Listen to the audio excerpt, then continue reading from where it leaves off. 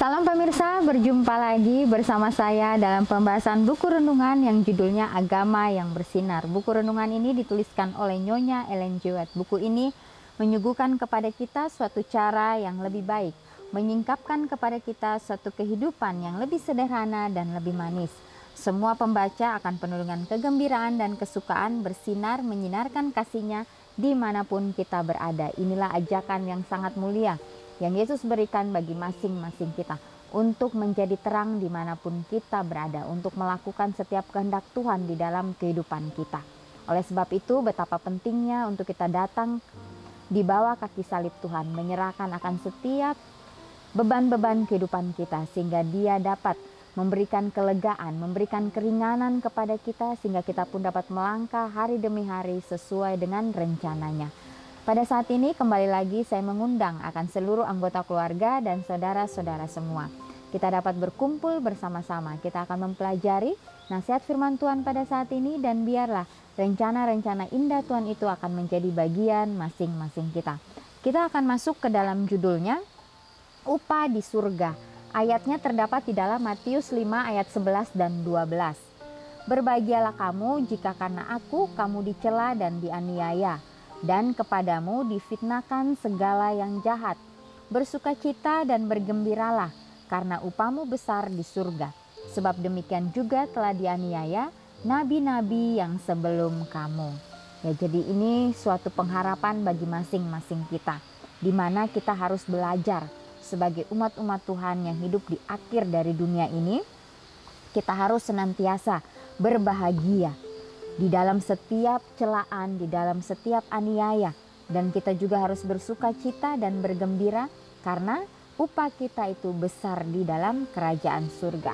Karena kita tahu bersama bahwa nabi-nabi yang sebelum kita, bagaimana mereka juga telah melewati begitu banyak tantangan, begitu banyak penganiayaan yang mereka hadapi, tetapi mereka tahu bahwa semuanya itu harus terjadi dan semuanya itu mereka lakukan dengan sepenuh hati mereka. Karena Tuhan selalu ada untuk mereka. Besarlah di surga upah orang-orang yang menyaksikan Kristus lewat penganiayaan dan celaan. Sementara manusia mencari harta duniawi, Yesus menunjukkan upah surga kepada mereka. Tetapi Dia tidak menempatkan itu semua dalam kehidupan mendatang.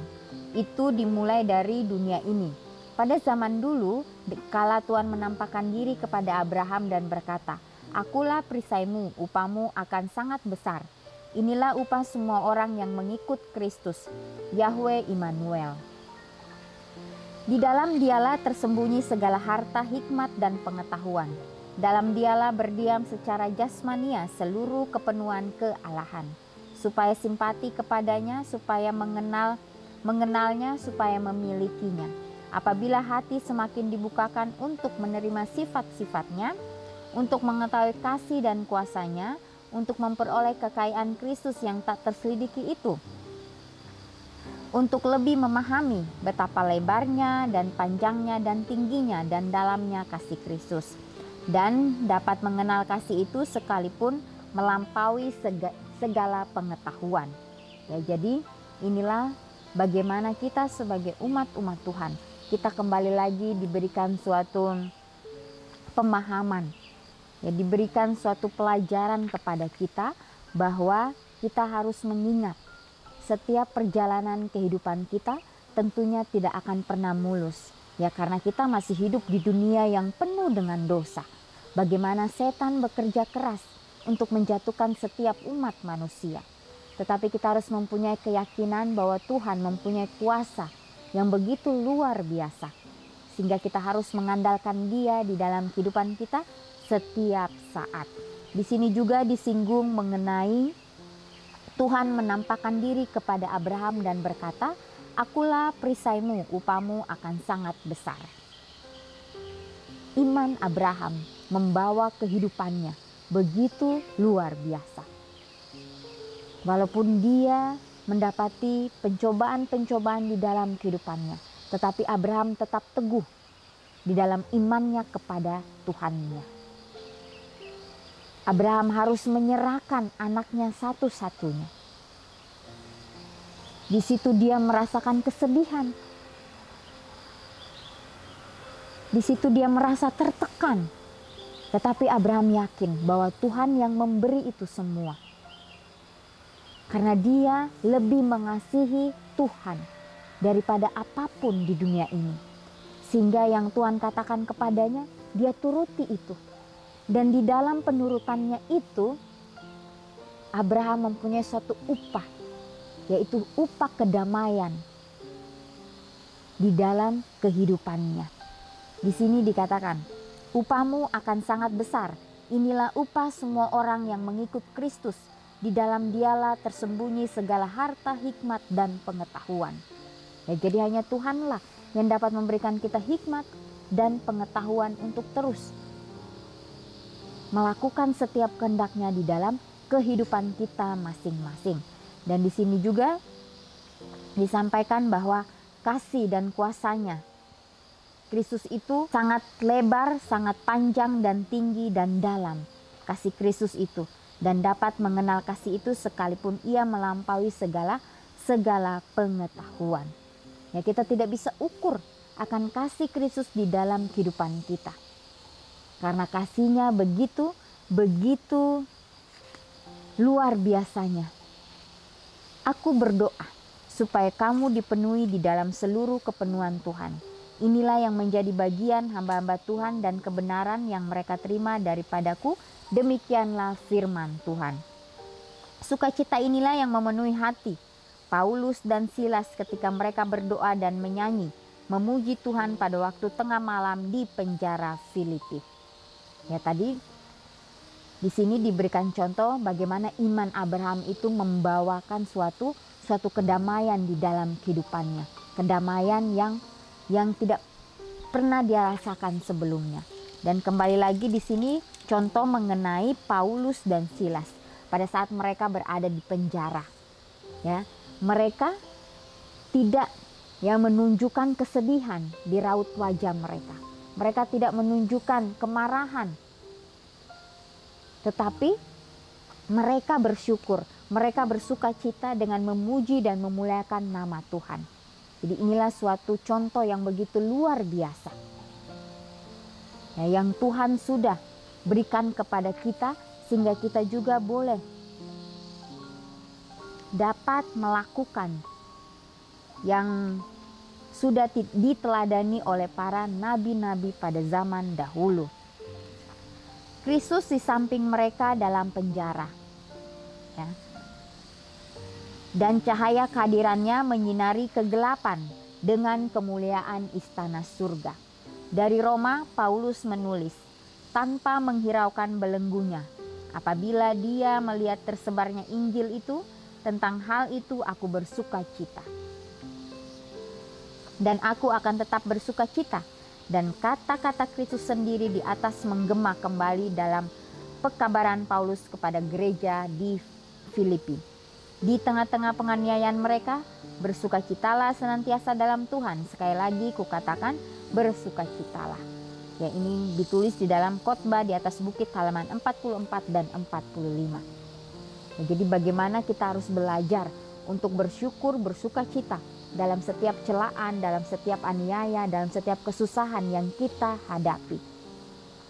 Ya, tentunya pada saat Yesus dia berada di dunia ini. Yesus hidup di keluarga Yusuf dan Maria. Dia hidup dengan penuh kesederhanaan. Apapun yang dia lakukan dengan sepenuh hatinya. Ya, tidak ada kemarahan, tidak ada persungutan, tetapi Yesus hanya selalu bersyukur. Yesus berterima kasih, Yesus bersuka cita di dalam setiap apapun yang dia lakukan. Karena dia tahu dia akan menjadi teladan bagi dunia.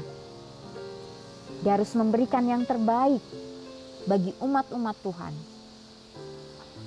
Pada saat dia menghadapi kehidupannya, orang-orang mencelanya, orang-orang menghinanya, disitulah Yesus selalu diberikan kekuatan oleh Bapaknya untuk terus fokus di dalam setiap apapun yang dia lakukan. Pada saat dia ingin menyampaikan keluh kesahnya, dia ingin menyampaikan doa-doanya, Yesus pergi di alam terbuka. Disitulah dia berkomunikasi dengan Bapaknya, sehingga Bapaknya memberikan Yesus kembali kekuatan untuk terus melakukan pekerjaannya di atas dunia ini. Ya, kita tahu bersama, ya, pada saat Yesus ingin ditangkap dan disalibkan, dia berada di Taman Getsemani. Ya, di situ dia berdoa, dia menangis sampai dia meneteskan darah. Dia tidak sanggup menghadapi ini semua. Dan Yesus mengatakan, "Bapa, biarlah cawan ini berlalu daripadaku." Tetapi Yesus kembalikan lagi, kehendak-Mu yang menjadi Tuhan. Yesus harus minum cawan kepahitan itu. Dia harus disalibkan. Dia harus dihina. Ya, tapi di dalam semua yang Yesus lakukan, pengorbanannya itu tidak sia-sia. Pada saat Yesus dikuburkan dan dia bangkit, disitulah kemenangan. Dia bangkit dari kematian. Dia adalah kebangkitan dan hidup. Dia sudah membicarakan itu sebelumnya. Dan itu terjadi. Dan kembali lagi murid-muridnya diberikan kekuatan. Mereka kembali lagi berkumpul. Mereka akhirnya mengerti maksud Yesus datang ke dunia ini. Dan disitulah murid-muridnya ini dipenuhi oleh kuasa Roh Kudus. Dan mereka dapat menyampaikan akan pekabaran keselamatan itu kepada setiap orang. Walaupun mereka di dalam penganiayaan sekalipun, mereka tetap bersandar kepada Tuhan. Mereka terus melakukan apa yang harus mereka lakukan, apa yang Tuhan sudah berikan kepada mereka. Ya, disinilah bagaimana kita pun sebagai umat-umat Tuhan di akhir dunia ini, kita boleh mengambil setiap komitmen-komitmen dalam kehidupan kita untuk selalu bersandar kepada Tuhan, untuk mempunyai prinsip-prinsip kebenaran itu di dalam kehidupan kita, sehingga kita boleh dilayakan untuk menerima kasih Kristus, dan kita akan memancarkan itu dimanapun kita berada. Ya, di sini juga dikatakan, ya, dikatakan bahwa pada zaman dulu kala Tuhan, ya, sudah memberkati para nabi-nabi itu. Tuhan sudah memberikan satu jalan kepada mereka.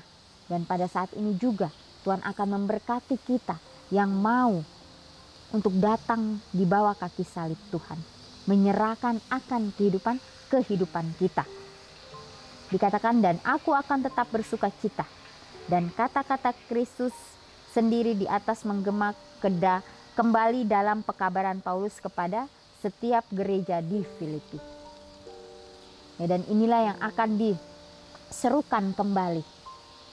Ya, betapa pentingnya ya untuk kita menyerahkan kehidupan kita sepenuhnya hanya kepada Tuhan saja.